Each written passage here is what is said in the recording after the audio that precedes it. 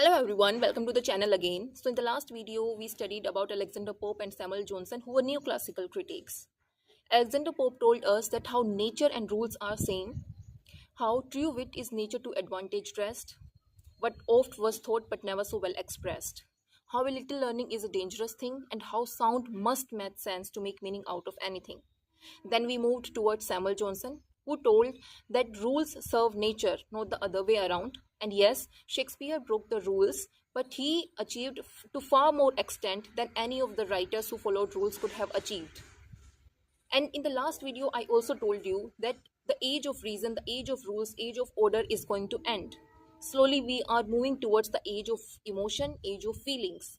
And that age is romanticism. And that age has the specific writer, specific date, and specific work. The writer is William Wordsworth, and it all starts with Preface to Lyrical Ballads with the date 1800.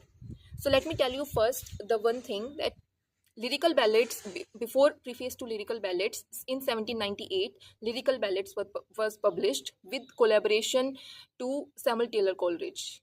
And when some of the critics were amazed by this work and some were criticizing the way the language that has been used, to that reaction in 1800 Wordsworth wrote the preface to lyrical ballads, telling all the critics that how he is writing and what does he mean when he writes certain things to defend himself about the lyrical ballads.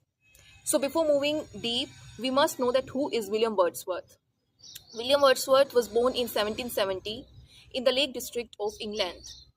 He went to Cambridge, he traveled through Europe, he witnessed French Revolution, which first filled him with high hopes but left him with deep disillusionment. He spent most of his childhood and most of his life in the nature, around the mountains, around the landscape.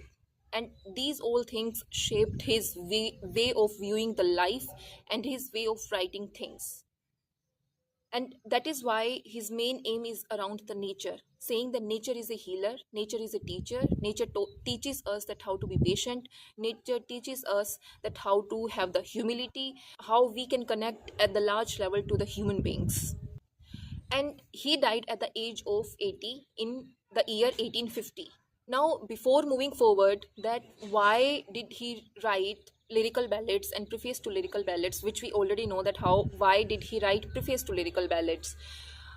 So before moving further, we must know that to whom he was reacting against. So we just finished neoclassical age. Neoclassical critics, they were believing more on the rules, the orders, reasons, that how a writer must use the artificial and ornated language, elevated paraphrases, and like calling the fish a finny tribe, the farm a natural retreat. Instead of calling a farm, you are calling it a natural retreat, just so people feel that it is an elevated language and this is the language that poets should use in order to make them feel like they are a level above them. That was the agenda of neoclassical critics, that was the rules that they were following. Then William Wordsworth comes in the frame. He says that these all things that neoclassical critics are using, these all seem like they are fake, they are artificial, they are not feeling like they are connecting. It is feeling like they are imitating poetry more than poetry itself.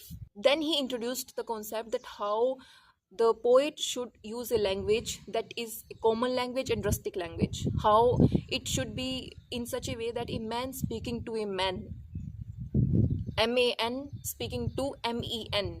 Because when an ordinary person will read these things, then he must feel that these are the ordinary things, these are the things that I can relate something with. And that is all about what he does in lyrical ballads. When he wrote lyrical ballads, he did not use any of the heroes which were the kings or which were something a warrior. No, he used the normal farmer, he used the lives of the shepherd, he used the nature and told each and everything about them. It revolved all around them and used the most common language, with no elevated diction. And at that point, some critics, when they read it, they felt that they were amazed and moved, but other were not able to digest this fact, and that's why they criticized it.